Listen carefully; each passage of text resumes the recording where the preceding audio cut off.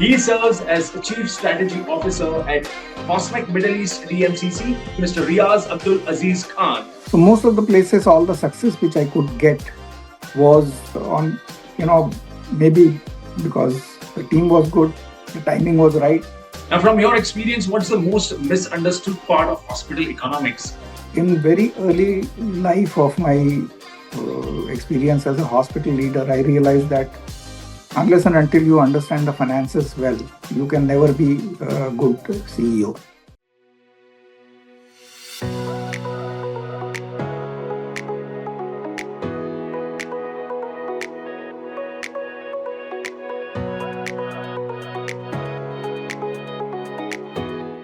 Hello, everyone, and welcome to FaceTime with Leaders, powered by Directors Institute, World Council of Directors. I'm your host, Sunny Pancholi. Now, today's episode is for anyone who believes leadership is not about titles, but about what you do when systems are under stress, people are tired, and expectations are unforgiving. Because my guest today has spent over 3 decades doing something very few leaders are actually good at: walking into complex healthcare environments and making them work again. Across India, UAE, and Africa, he has led hospitals turn around, built greenfield facilities from scratch, driven mergers and acquisitions, delivered global accreditations, and restored both performance and confidence in organizations where pressure was constant and margins were thin. He has held CEO, COO, VP operations, and today Chief Strategic Officer roles, working with institutions many of you will instantly recognize, including Apollo Hospitals, Prime Healthcare Group, and Emirates Healthcare Group. He has led hospitals to cash break-even in record time, delivered JCI accreditations with zero compromise, integrated over a dozen acquisitions, and managed healthcare systems not just as business, but as living ecosystem of people, trust, and responsibility. Today, he serves as Chief Strategy Officer at Hosmac Middle East DMCC, advising healthcare organizations on strategy, design, operations, and long-term sustainability. Ladies and gentlemen, please join me in welcoming Mr. Riaz Abdul Aziz Khan to FaceTime with Leaders. Mr. Khan, it's a real pleasure to have you with us today. Thank you, Mr. Sani. Uh, it's my honor to be here. It's a great platform to be sharing my thoughts in the Directors Institute podcast. So, Mr. Khan, before we get into the deeper parts of your work, let me start with something very simple. You have worked across India, Africa, and Middle East, very different healthcare environments. Now, when you look back at that journey, what would you say was the biggest adjustment you personally had to make as you moved from one region to another? Also, what was it the way hospitals are funded, how doctors operate, how insurers behave, or how fast decisions are made? Mr. Sani, see, I would say that I was blessed to work through this different environment because every environment was a learning experience for me. And also, very interestingly, they were very different. In fact, if I jump straight into Dubai, I have worked in 3 to 4 different organizations. Each organization was a different ecosystem altogether. But in general, if you look at it, when I started my career with the Nagpur hospital, there it was a blank slate. I was blessed to have a wonderful team.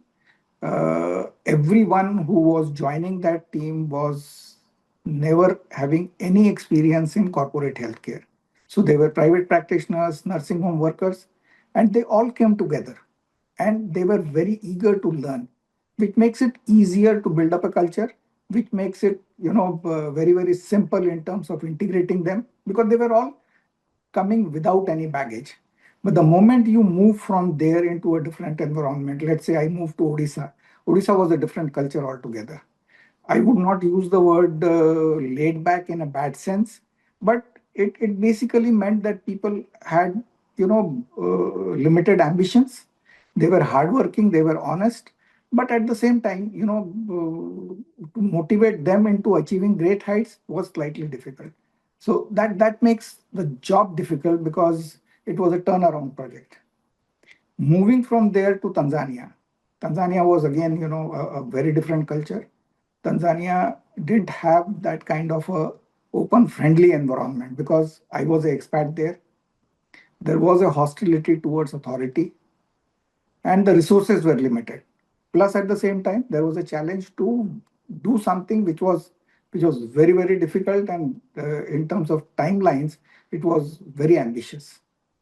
Moving from there, incidentally, I went back to Odisha, and that was a cakewalk because sort of both of us, the team and me, we both missed each other during my tenure in Tanzania. So coming back was very easy, and I stayed there for a long time. I stayed there for another 10, 11 years, did a wonderful job, great team.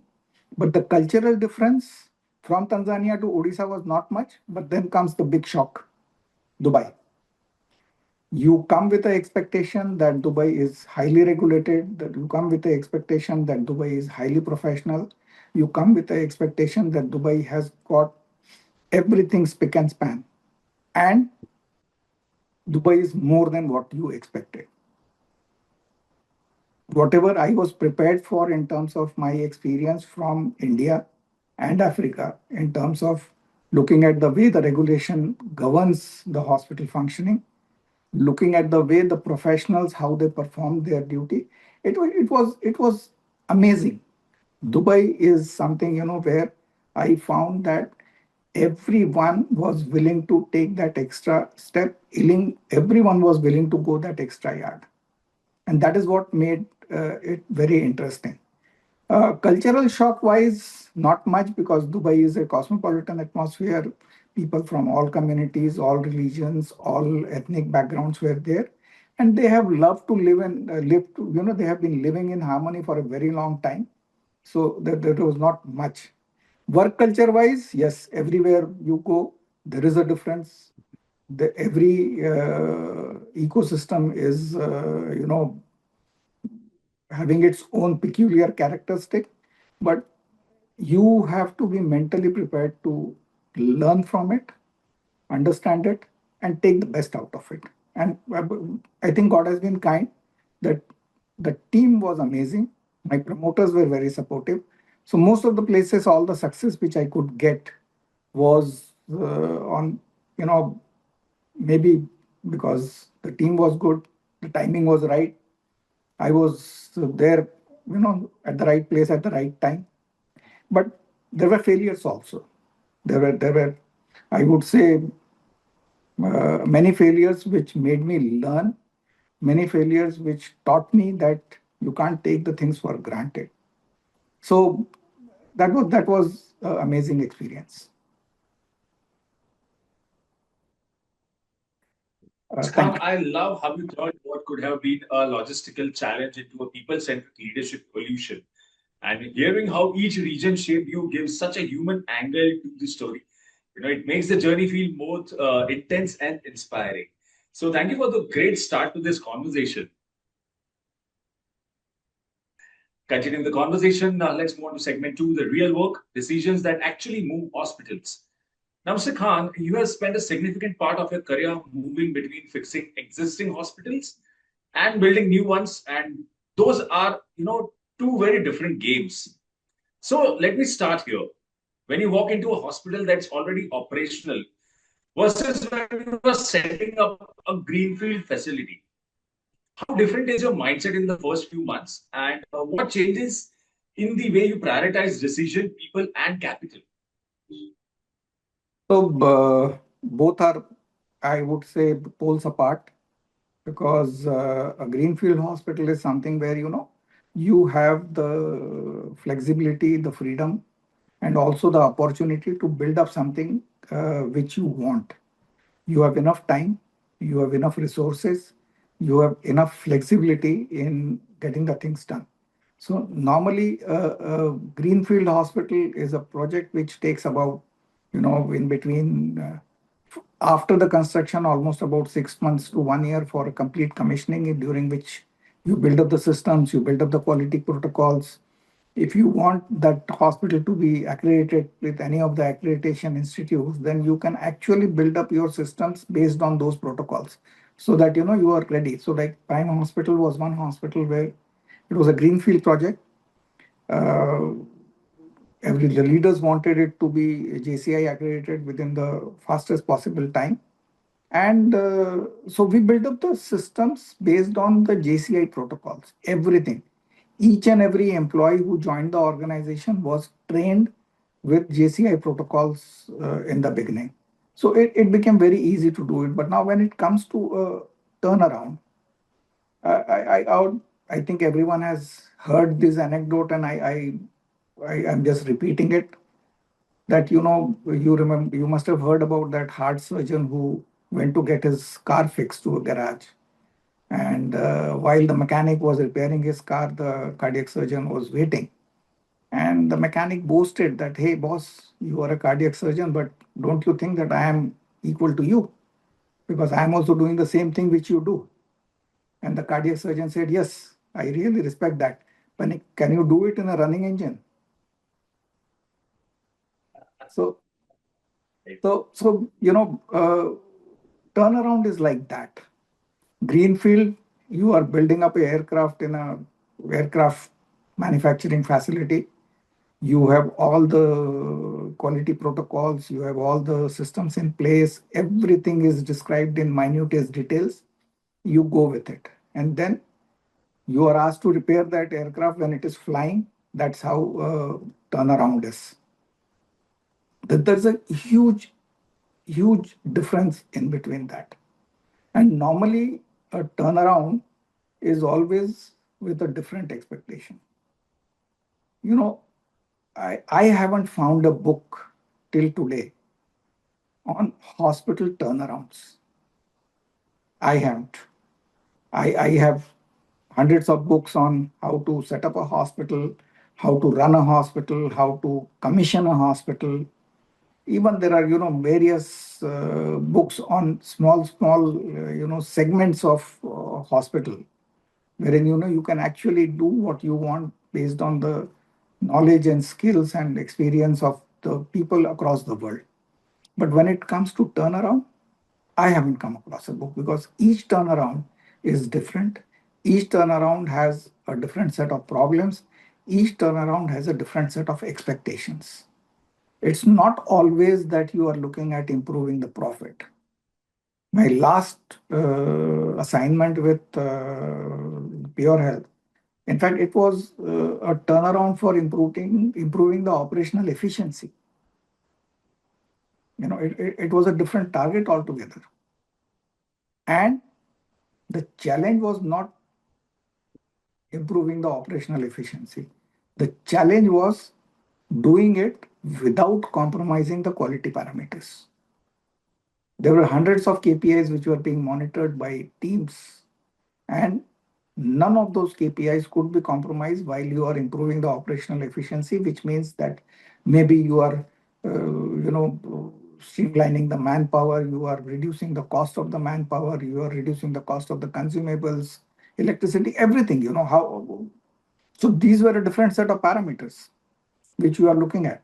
But if you look at IMH, or if you look at my Odisha assignment, or even for that matter, Tanzania assignment, they were very clear that this is the establishment, this is the history. Today we are at a loss, we have to become profitable. This is the timeline. Now, when the target is clear that you have to improve the profit, you can approach both ways. You can approach at increasing the revenue, you are approach at reducing the cost, and meet somewhere in between to achieve the objective. But it's not as easy as I'm saying it, because when you walk into an organization, that organization already has seen a history. There is a possibility that there were already attempts to revive them and they have failed. So there is a mistrust in terms of the people who are coming in to do it. There is also a possibility that people who are involved, they have they have different kind of objectives. There can be a system which is completely broken. There can be a political interference somewhere.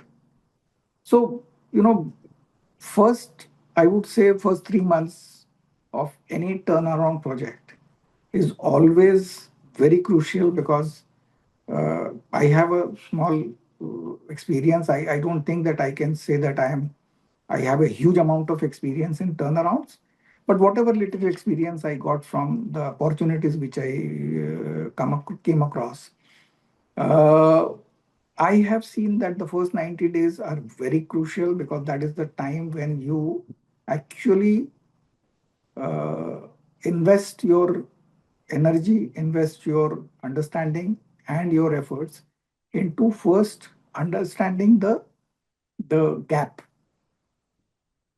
I think gap analysis, whether it is done in a structured way, whether it is done in an unstructured way, I think that is immaterial. But unless and until you are absolutely sure and you are very clear where the gap is, I don't think that you can go further.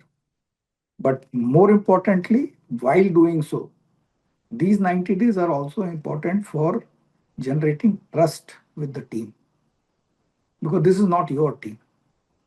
This was someone else's team earlier.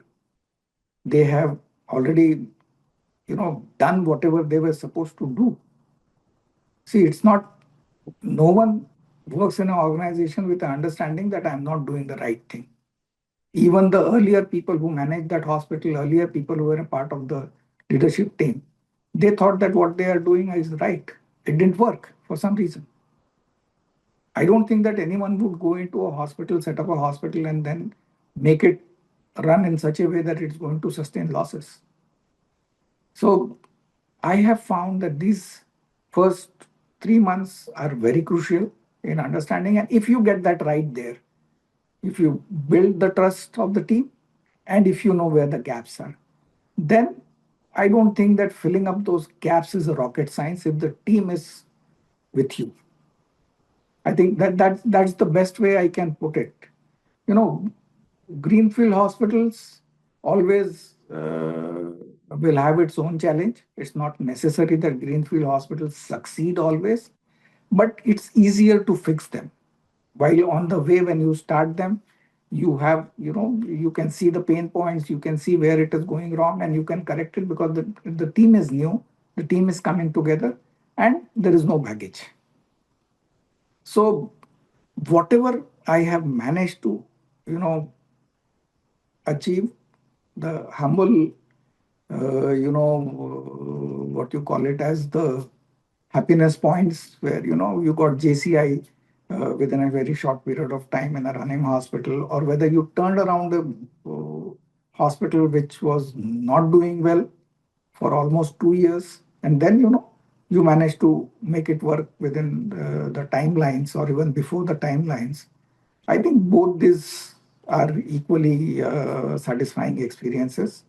But yes, sometimes if you ask me to choose in between the two, a turnaround is always a more rewarding experience.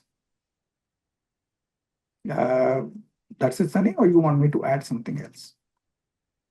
That was incredibly honest, Mr. Khan, and you really made the chaos, the responsibility, and the excitement feel real, especially the part about balancing culture, capital, and patience trust. It gives such a raw insight into what leaders rarely talk about.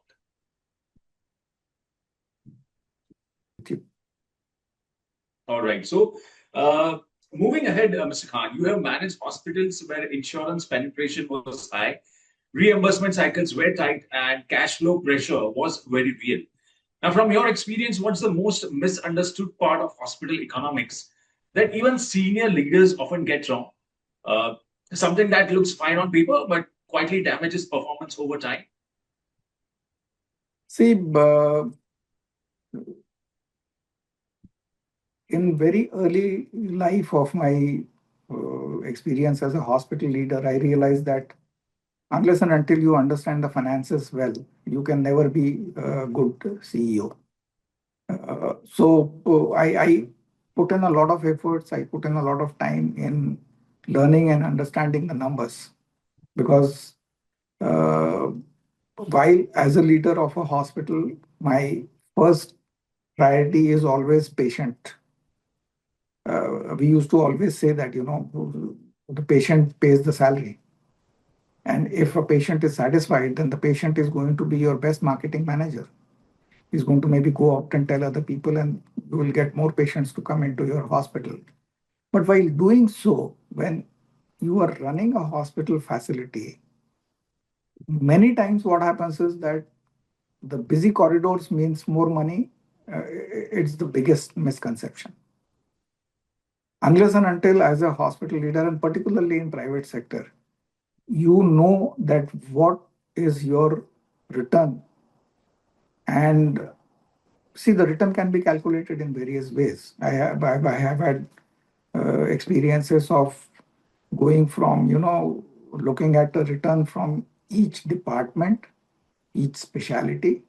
And even once I did an exercise where, I had a very limited space in one of the hospitals. There was no scope for expanding the building. There was no scope for adding even 1 square feet of space anywhere in the building. So for me and the team, what became important was to find out which department generates the best return on investment on a per square feet basis. See, uh, everyone thinks that, oh, ICU is a money spinner. Not necessarily. Not necessarily. And unless and until you do the numbers, unless and until you are in a position to make the exact cost analysis of what your cost is going into running a department or a specialty, and you know what is the return which is coming back to you, I don't think that it is possible. See, one very interesting experience in one hospital, the one of the promoters was a pediatrician, and he was a star. And this star pediatrician who had the capability of filling up the beds like anything. So for everyone in the team, we thought that, boss, this man is going to make this hospital successful. So let him fill up. And what we realized after 3 months is that though the hospital is having full capacity, but there is hardly any profit coming into the books. The reason being that, with due respect, pediatrics is a very important branch, but pediatrics in terms of per square feet generation generates the least. So even if you see the dashboard and you see 100% occupancy, it's not really converting into profit. So unless and until it's a scenario where it's a charitable hospital where profit doesn't matter, it's every other scenario you have to look at the hospital, see what is the best offering you can give to the patients in terms of the community, and how you can ensure that the promoters who have invested money in that hospital gets the best return on their investment. So what are the departments which are going to give you more revenue? What are the departments which are going to cost you less in running? All this exercise you have to do. So I would say, to answer your question, the most misunderstood concept in hospital economics is hospital occupancy. It never converts directly into profit.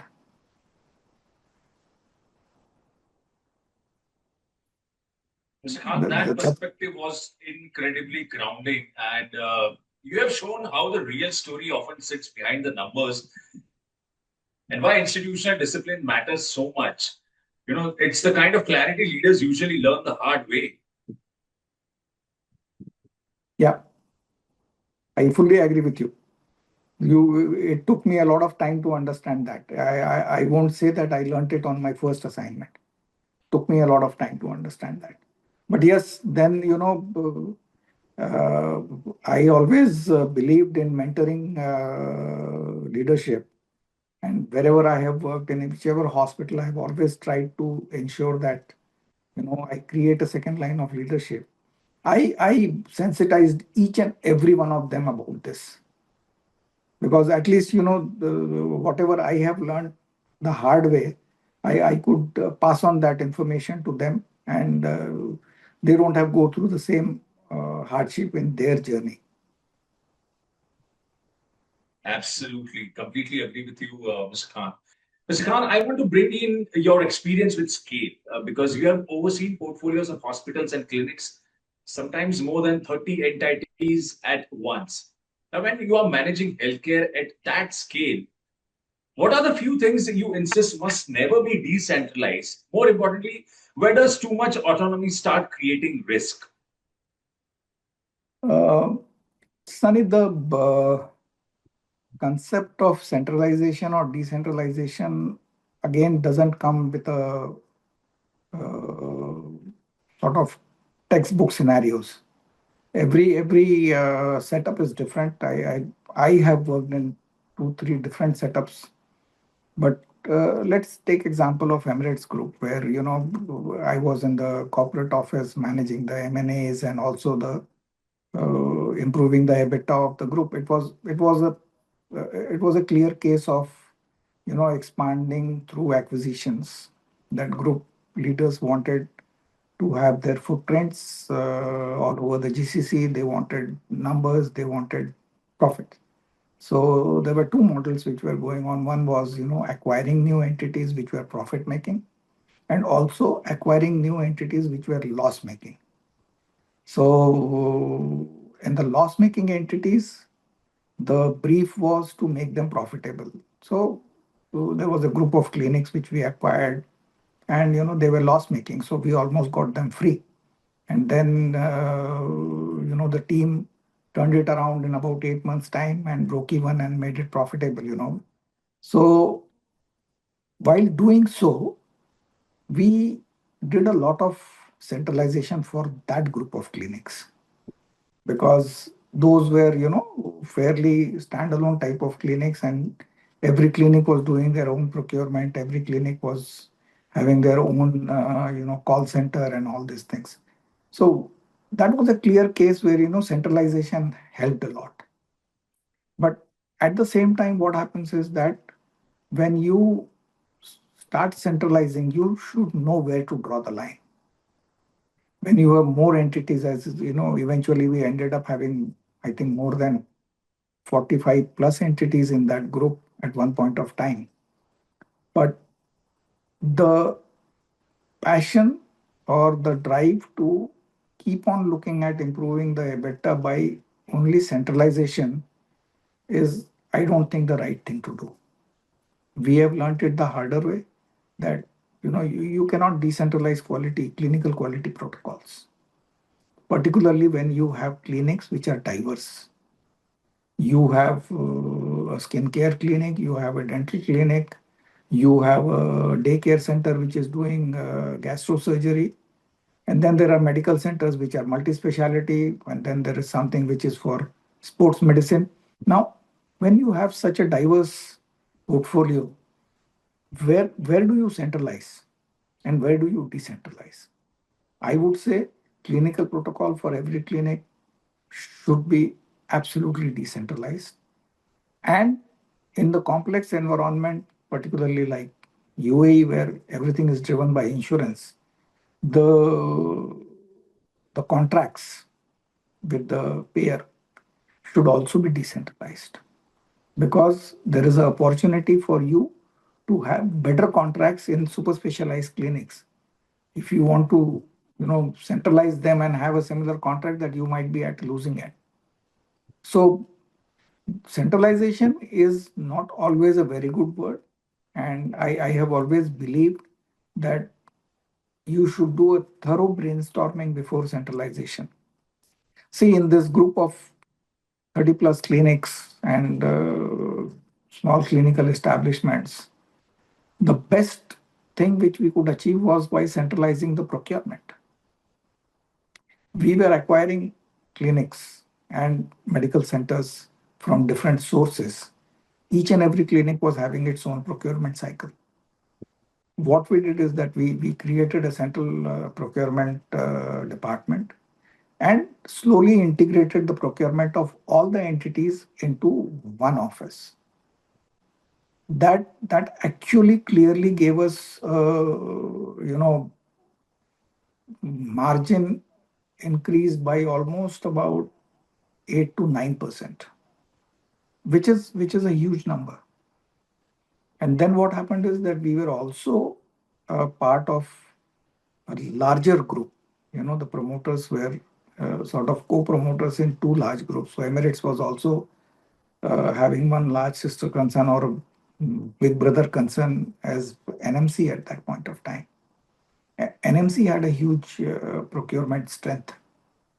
So what we did is that then the next step was merging the Emirates procurement with the NMC procurement in a limited way, wherein wherever there was a possibility of a synergy, we did it, and that gave further 3 to 4% benefit to the organization.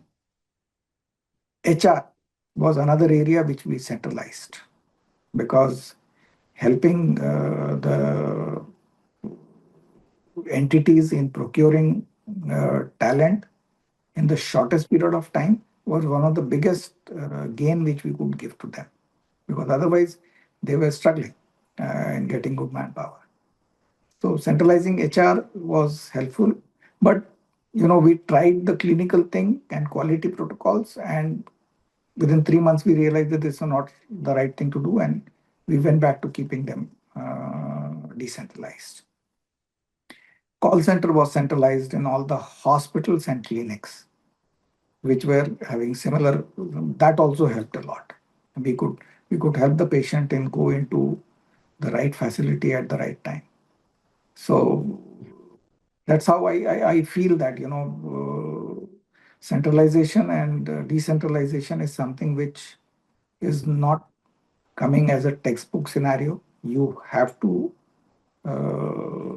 treat each and every case as different. You have to look at opportunities. Yes, I think that is what is your main job, to find where there is an opportunity by improving the bottom lines by centralization. But decentralization always contributes in improving the quality. That's what I feel. Absolutely, Mr. Khan. And that was such a grounded explanation. The clarity with which you identified what must stay central gives a rare window into how strong healthcare networks actually hold together. Yes. See, healthcare networks have always come into existence for scale. When we are talking about scale always has its negative side. Scale compromises control, scale compromises quality, unless and until you have the right systems in place. See, across my journey, a bigger organization is always at the end of the patient journey, is not, and I'm sorry to make this bold statement, is not as responsive as a small organization. So the patient experience is different in both these two entities, and I think that is what matters. I have worked in organization like Prime, where it has always grown organically to ensure that this mistake is not committed. The mistake of losing the control when you are scaling up the operation. But organizations like Emirates, NMC, if you are expanding inorganically, and if you are not focused on the last point where the patient experience, how it is, I think it will always give you setback in the long run. Rightly said, Mr. Khan. Okay, so moving on to the next segment, which is my favorite of the whole podcast. This is rapid fire round. Quick questions, instinctive answers. Let's keep it very quick and easy. So, are you up for it?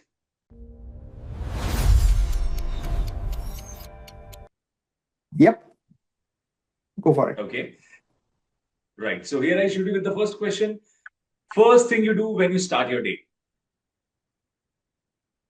I have a sequence. I normally start with a small prayer when I'm in the office. I think you are asking about the work. What do I do at work, or? No, the first thing that you do after you wake up. Ah, first thing I do after wake up again is prayer. Okay. Yeah. So that's the first thing which I do. Yep. All right. Okay. Next question. What leadership habit you have unlearned over the years? Uh, See, initially I always, and even today, somewhere hidden in the corner of my mind is that feeling that I want to be a quick problem solver. I don't know. It's there in the mind. Like even if my grandchild will come to me and say that my cycle is broken, I'll try to find a solution immediately at home only. And the same thing applied at work. I always believed initially that if I am a maybe, I learned it from some of my leaders, or it was the expectation that, okay, if the buck is stopping with you both ways, then you are supposed to find a solution as fast as possible. But that is something which I have unlearned over the period of time. I, with maturity, I have learned that quick fixes are not necessarily the right fixes. So that is one work habit which I have unlearned. Wow. So that was kind of a masterclass in 30 seconds. Great. All right. Okay. Moving on to the next question. A book that influenced how you think about people. Um, there's a book by the name The Human Zoo, written by Desmond Morris. It's a small book. It's very interesting. And that book is basically because Desmond Morris was a zoologist, and he researched on the behavior of uh, monkeys, specifically chimpanzees, in captivity. And he correlated it with the human behavior as if we are also apes in captivity and the way we behave. And that book is a eye opener about, you know, how people behave and why they behave in that way. There are lots of books, which you can read for, improving your understanding in the corporate world. But I think that book has impacted me the most in my entire life. I think I might have read it 10 times, and I might have referred it to 100 people that you should read that book. Very interesting. If you have not read it, please read it. No, that's a must-read book, and I recommend to all the viewers. You should watch it. You should read it. This is about the psychology of how humans work rather than the how organizations work. Correct. Great, great read. All right. So moving on to the next question. A place you go to disconnect completely. Lately, in the last 20 years, golf. I can I see many of the trophies behind you.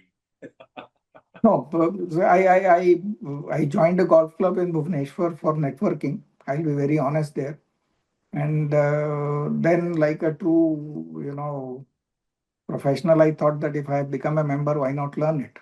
So I picked up golf and I have fallen in love with that sport. It's amazing. Uh, it teaches you a lot of things, but at the same time, it also helps you in disconnecting when you want. I I I enjoy it. I still play regularly and enjoy it. Nice. So music that helps you unwind after a long hospital day.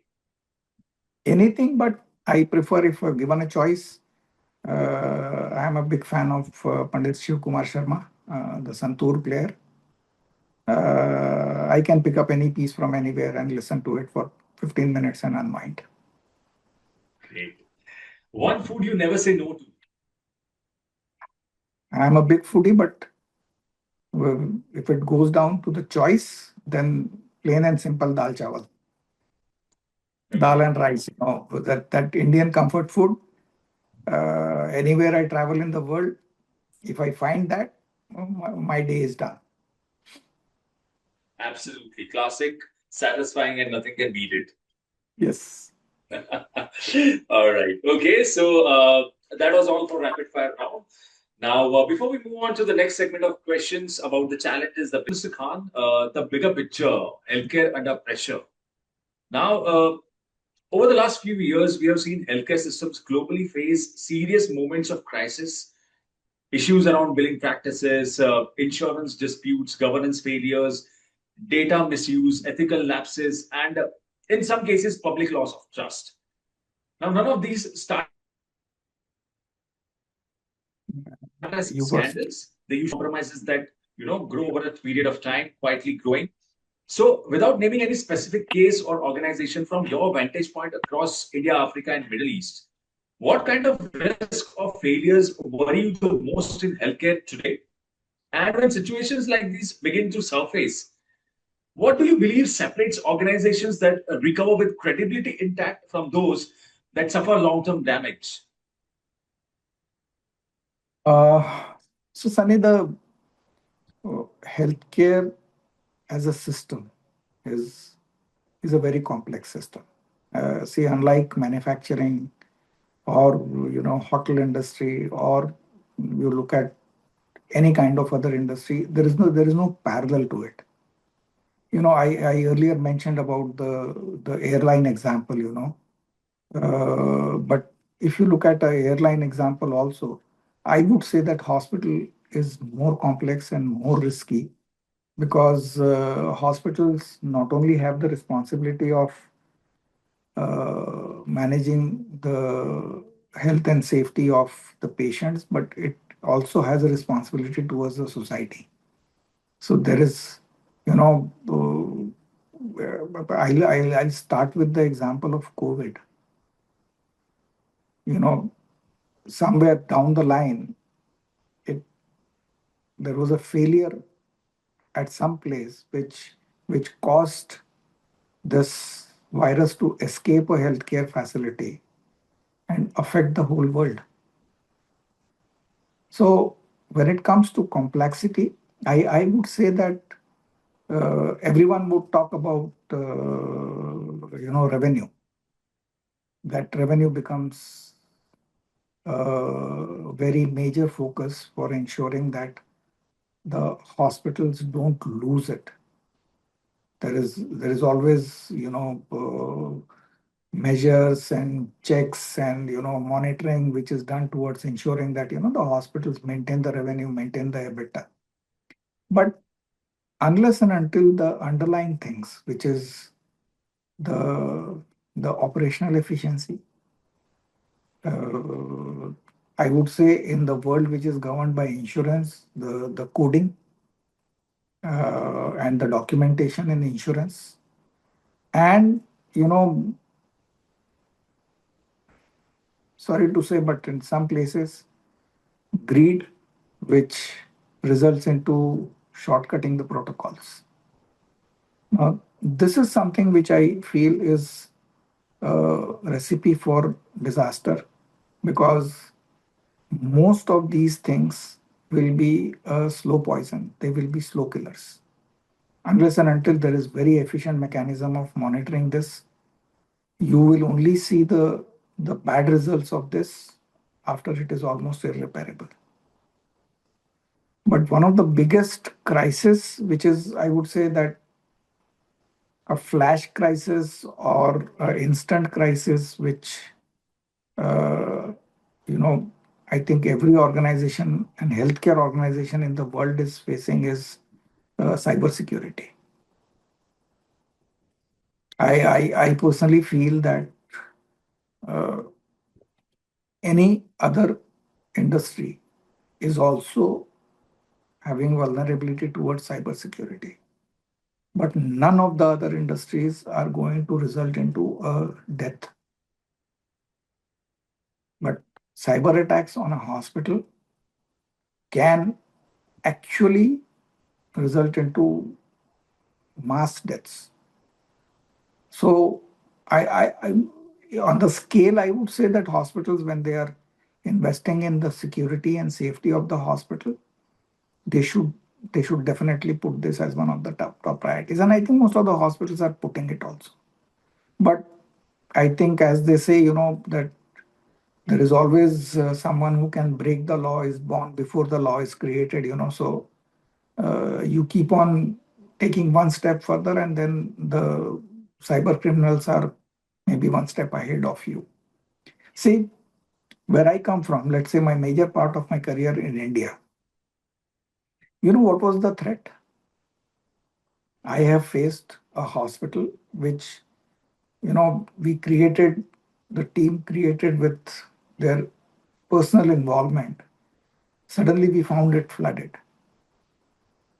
and there was no power. The electricity panel, the electric panel shorted. The generator was submerged. It was bad planning also. It was never planned with flood into a mine. That place was not prone for flooding, but it happened. And then you see that hospital. So natural disasters in the hospitals and healthcare facility is one, threat. But in India, there is another interesting threat, and maybe in other developing countries also, which is, the ransacking of the hospitals when the patient dies, the security of the medical staff when the patient's relatives are agitated. Fire has been a major threat in many of the hospitals in developing countries, which resulted into a lot. So, it depends on the region, it depends on the setting where you are. The threats are always there, but nothing to beat cyber. I personally feel at this moment, maybe, 5 years down the line, I might feel differently. But today I feel that this is one of the biggest risks which any healthcare organization faces. See, every leader will have checks and balances, and there are team members who are only having the responsibility of ensuring the safety and security of the hospital, whether it is infection control, whether it is theft, whether it is child abduction, whether it is fire, everything. It is there. But I'm sorry for being repetitive, but cybersecurity is something which is still a big threat.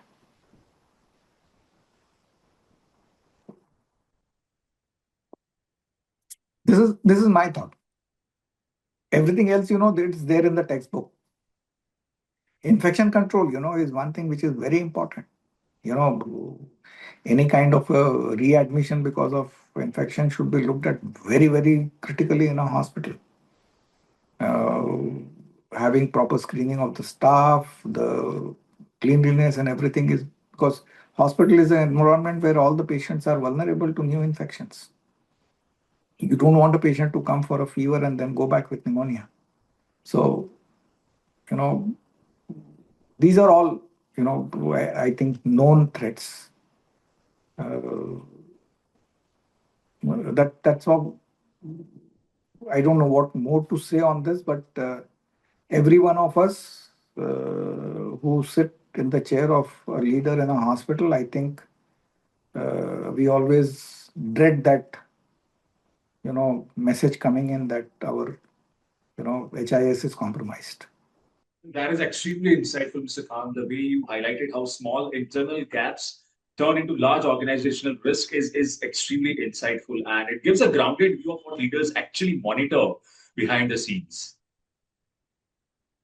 Yes, that's true. I think you see, uh, at one point of time, someone asked me that as a CEO, what do you do? And I said that actually I don't do anything. I basically just overlook that everyone is doing their job properly. We have the team, we have the right places. But when, you know, the hospital became more IT oriented, because I have worked in an environment in the first, I would say, two hospitals or three hospitals in a completely paper environment. There were no computers. So at that point of time, uh, monitoring deviations was a very difficult thing because all you had were registers, huge files. There used to be a record room which would be, the complete all every data, patient data was stored there. But I've seen the evolution of healthcare and how healthcare has adopted to the development in IT. And one of the biggest advantage of adopting to IT environment was, analysis and monitoring. So we all leaders, most of us, we work with a dashboard. Uh, uh, in fact, most of the time, the first thing and the last thing which we do when we go to work or sign off from work is have a look at the dashboard. Every leader creates a dashboard to his own satisfaction and to his own requirement. And these dashboards actually give you a great insight into not only how we are performing, but it also gives you a great insight into where we might be going wrong. If you put the right red flags, if you create a proper dashboard, and the more sophisticated the IT system is, the more helpful it is to a leader. Absolutely, absolutely, Mr. Khan. All right, so that brings us to the last question of the podcast. And since you joined Directors Institute World Council of Directors, Mr. Khan, at a stage in your career where you have had already led CEOs, boards, and large healthcare systems across regions, I'm really curious to know what made you decide that this was the right time to step back into a structured learning environment.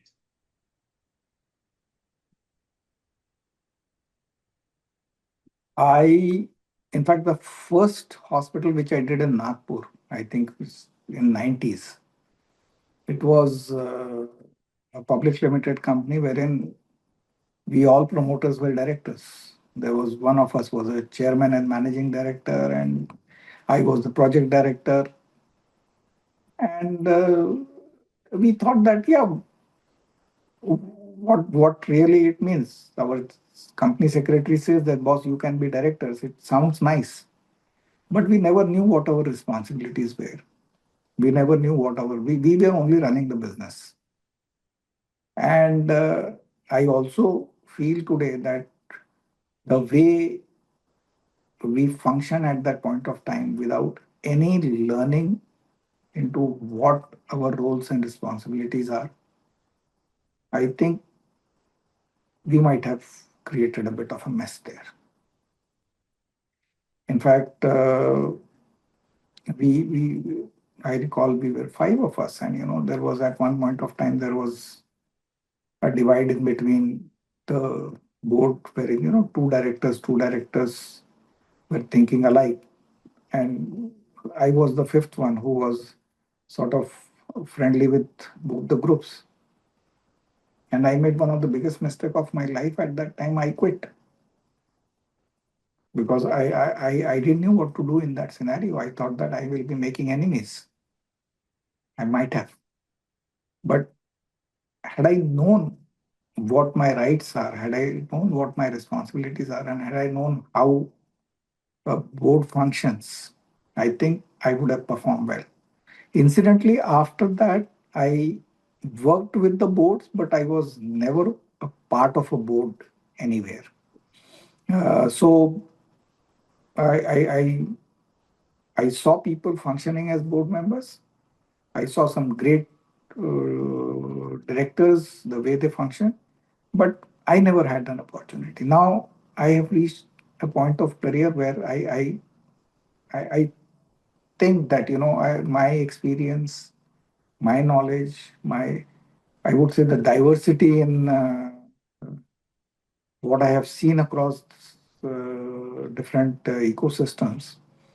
I think that I can contribute more as a board member, and that is where this thought of, you know I came across Directors Institute, and I saw the whole gamut of work, the great work which they are doing and which they have already done. And that is why I thought that let me join this institute. Let me first learn, understand. and be prepared. You know, I don't know whether I'll be able to get huge opportunities, but if I get even a small opportunity, I don't want to repeat any of the mistakes which I did earlier. I want to be absolutely clear about what is expected from a director. I should clearly understand what is expected from the board and what governance is. See, I'll give you a small example. I picked up golf as an amateur, and the place where I picked up golf, there was no coach. So your a senior golfer would tell you what to do, right? Maybe the caddies would tell you what to do. And I learned golf like that, and I played like that for maybe 5 to 7 years. And I was happy. I was playing good golf, enjoying it. But the day I got an opportunity to go through a proper coaching, I think my game went to 3 levels above what I was earlier before that. And see, it may not be the right correlation of circumstances, but I think that unless and until you are properly ready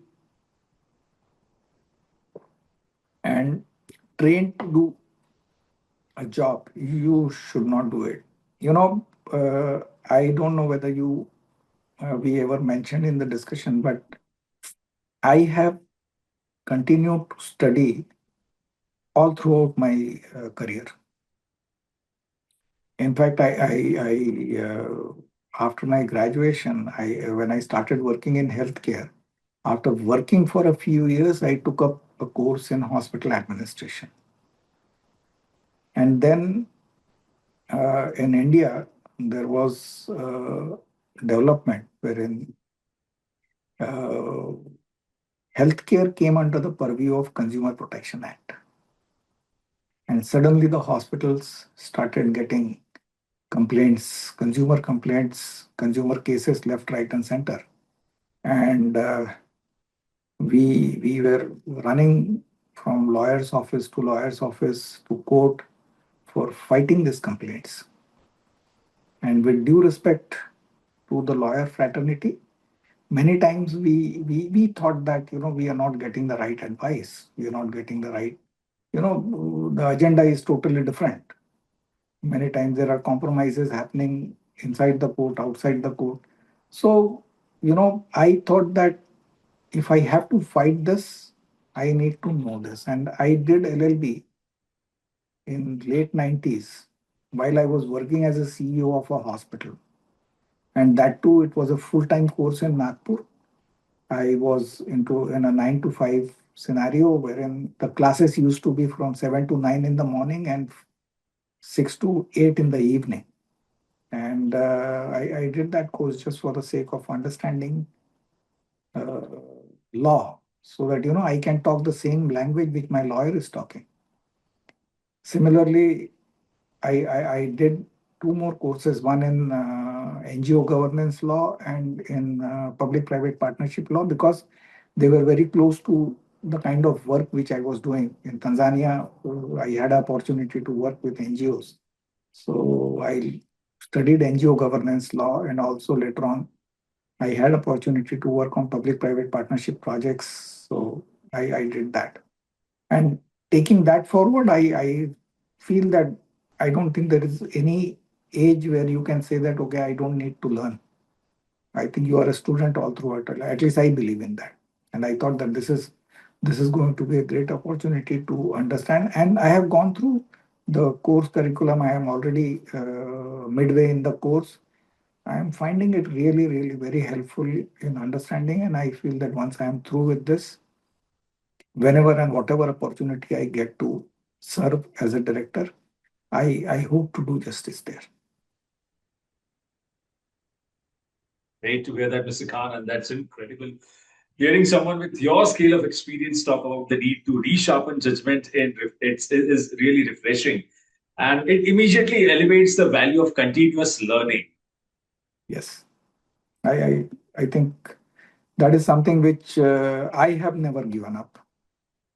I and I intend to keep on doing it. In fact, uh, I used to teach also. That is one of my passions. So here there is Manipal campuses there in Dubai. I used to teach the weekend classes, and that was also a learning for me because when I started teaching, I realized that all my students are much more informed than what I am, because they are young, they have seen the things from a different perspective. So every time before I am taking a class, I was required to again study myself, and that became one of the most interesting learning experience of my life, and I continue to do so.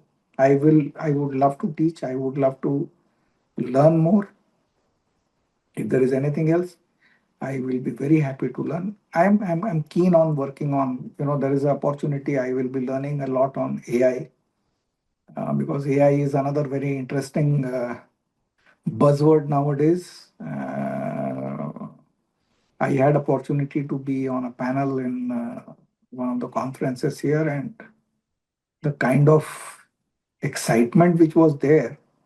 Of course, I am an old school guy. I always look at the things with a bit of reservation. I am still not very highly sold on AI, not from the point of view of AI's ability to help, but from the point of view of regulating it. So that's where we are today. It has been, for me, I always feel that I have been unduly blessed by God to get these wonderful opportunities. And great thing which I want to say about is that all my promoters, the people with whom I worked, they were really very good. They brought the best out of me.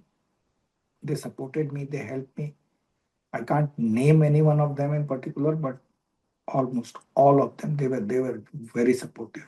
And then the team.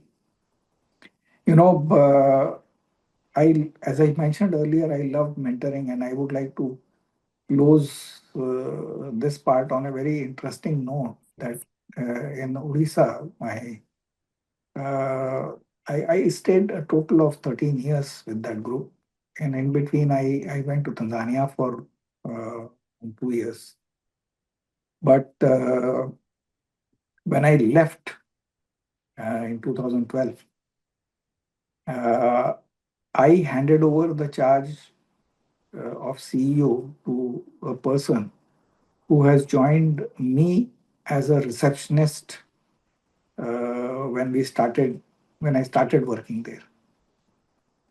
So one of the things which I always believed while mentoring people was that I used to tell them that you see it's a pyramidal structure. There are lesser positions at the top. So unless and until you outgrow a organization, not everyone will grow into higher positions. So there has to be a bit of churning. There has to be opportunity for people to go out also. So this person worked as a receptionist, grew up as a guest relation officer, then administrator, and was one of the few people whom I was mentoring, and helped in doing MBA. Went out of the organization, worked in another organization, and then while I was leaving that organization, we selected her as a CEO of the hospital.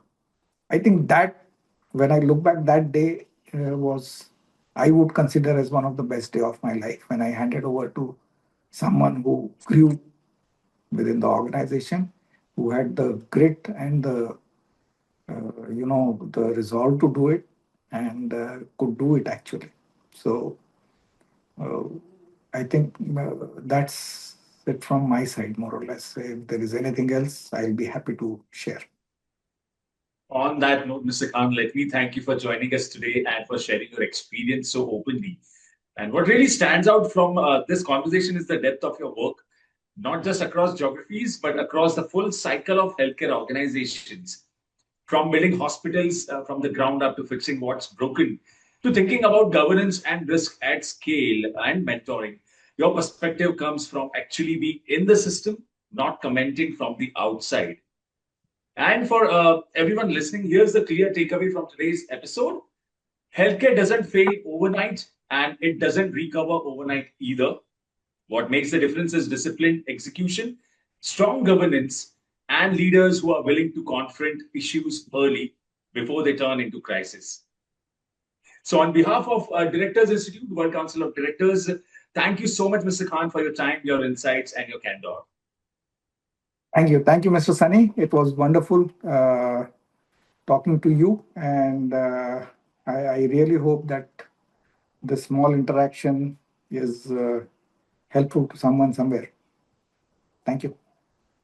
Absolutely. Thank you once again, Mr. Khan, and to our audience. Thank you for being with us on FaceTime with Leaders. If this conversation resonated with you, do share it with someone who is building, running, or governing an organization. And we will see you in the next episode. Thank you so much.